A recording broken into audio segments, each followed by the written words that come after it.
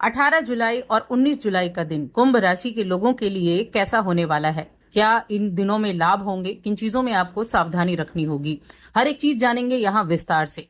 जय माता दी दोस्तों, आप सभी का स्वागत है हमारे YouTube चैनल अमृता एस्ट्रो में।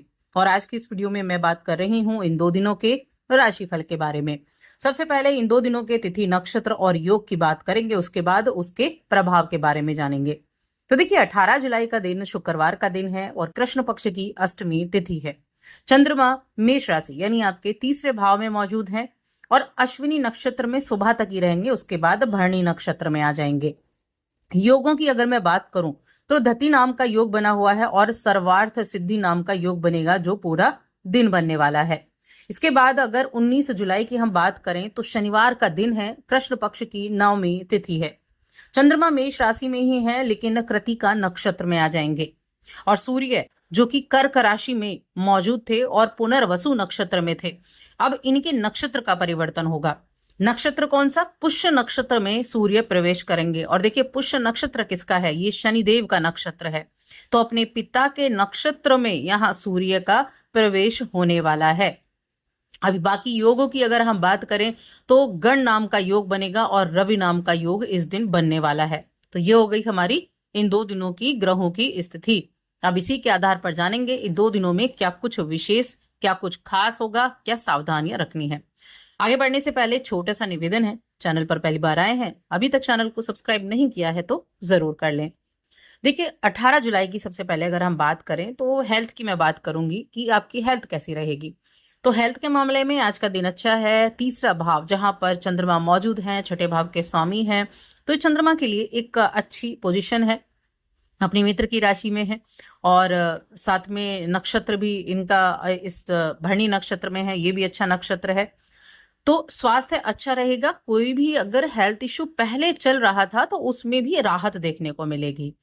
ये समय ऐसा भी है कि जो समस्याएं आसपास चल रही थी उन सभी समस्याओं का आप निष्कर्ष हो या उसका इलाज कर पाएंगे, उस समस्याओं को दूर करने का कार्य आप करेंगे। आज खर्चा जरूर दिखाई दे रहा है, किसी न किसी तरीके से आज खर्चा हो सकता है। और अगर थोड़ी सी दिक्कत हो रही थी आपको फाइनेंशियली तौर पर, तो फिर हो सकता है थोड़ा आपको दिक्कत और देखनी पड़े, लेकिन हाँ, खर्चे का योग जरूर बना हुआ है। तो थोड़ा सा अपने धन संचित करने की तरफ ज्यादा आप ध्यान दें। किस तरह से छोटे छोटे चीजों को जोड़कर, छोटे छोटे अमाउंट को जोड़कर आप अच्छे से अपने ऐसे टाइम के लिए रख सकते हैं, तो इस चीज का जरूर ध्यान दें। बाकी अगर हम करियर की बात करें, नौकरी हो गई, बिजनेस हो गया या दुकानदारी हो गई, तो यहाँ बिजनेस के लिए आज का दिन बड़ा अच्छा है। और देखिए, पिछले काफी टाइम से जब सूर्य सप्तम भाव में बैठे हुए थे तो बिजनेस के मामले में थोड़ा सा जो चीजें हैं वो उठापटक वाली चल रही थी, चल नहीं रहा था बिजनेस। किसी भी तरह की दिक्कतें कुछ ना कुछ आ ही जाती थी, लगता था ठीक हो जाएगा लेकिन नहीं हो पा रहा था। सूर्य के यहां से निकलने के बाद आपको राहत जरूर देखने को मिलेगी, जो आपको देखनी शुरू भी हो जाएगी। तो बिजनेस के लिए ये दिन काफी अच्छा रहने वाला है। अब देखिए, मेष राशि में चंद्रमा क्या करता है, ये आपको किसी भी कार्य में प्रगति के संकेत जरूर देता है। यानी कि जिन कार्य को आप कर रहे हैं उनमें आप अपने एफर्ट डालने वाले होंगे और उन एफर्ट के द्वारा आप रिजल्ट भी प्राप्त कर पाएंगे। अभी वर्तमान में जो प्रेजेंट में आपकी कुछ योजनाएं हैं, उनमें उनको काम करते वक्त भी आप बड़े हंसमुख रहेंगे, एक बड़ी खुशहाल मनोस्थिति में भी रहेंगे। इस दौरान जो कुछ भी आप करने की कोशिश करेंगे वो प्रगति आपको जरूर दिखाएगी। देखिए, करने की कोशिश, क्योंकि थर्ड हाउस को अगर आप देखेंगे ना तो वो आपके साहस का, आपके एफर्ट का, इनका भाव होता है, आपकी पराक्रम का भाव होता है, आप कितने एफर्ट कर रहे हैं तो उनका भाव है ये। तो यहाँ स्थिति अच्छी है, तो क्या करेंगे आप, उसमें प्रगति आपको जरूर देखने को मिलेगी जिस कार्य के लिए भी आप मेहनत कर रहे होंगे। और अगर आप अपने कुछ कार्यों से संतुष्ट नहीं हैं, यानी कि आप वर्तमान में जो भी काम कर रहे हैं, कुछ आपको प्राप्त हुआ, कुछ आपको प्राप्त नहीं हुआ, लेकिन आपके मन में संतुष्टि की भावना नहीं है, तो हो सकता है बहुत अच्छी बातें आपको प्राप्त हो जाएं, बहुत कैसे हैं कि मूल्यवान जानकारी, ऐसी चीजें आपको प्राप्त हो जाएं, जिससे आप इन चीजों से जुड़ी समस्या को पूरी तरीके से अवॉइड कर सकें या फिर उस समस्याओं का हल ढूंढ सकें। ऐसी चीजें भी रहेंगी। आज के दिन आप हल्का नीला कलर अगर पहनेंगे तो वो बहुत ही अच्छा रहेगा। शाम का समय किसी न किसी तरह के लाभ को दिखा रहा है। और रिश्तों की बात करें तो देखिए, प्रेम जीवन हो गया, वैवाहिक जीवन हो गया, दोनों ही आज बड़ा अच्छे हैं। आज के दिन आप अपने प्रिय की भावनाओं को समझेंगे। और हाल ही में अगर आप रिलेशंस में आए हैं तो ये रिलेशन अच्छे रहेंगे, आगे चलकर काफ़ी अच्छा आपको इनके ज़रिए अपने जीवन लगने वाला है। और वैवाहिक जीवन की अगर मैं बात करूं तो देखिए, आज के दिन आपके और आपके जीवन साथी के लिए बहुत अच्छा दिन है। एक दूसरे की बातों का समर्थन करना, एक दूसरे की बातों को महत्व देना, ये आपके रिश्तों को और मजबूत करेगा। आज कुछ जरूरतमंद लोगों की मदद भी आप करते हुए दिखाई देंगे, और जरूरतमंद लोगों की मदद के द्वारा ही आपकी प्रशंसा होगी, आपका रुतबा बढ़ेगा।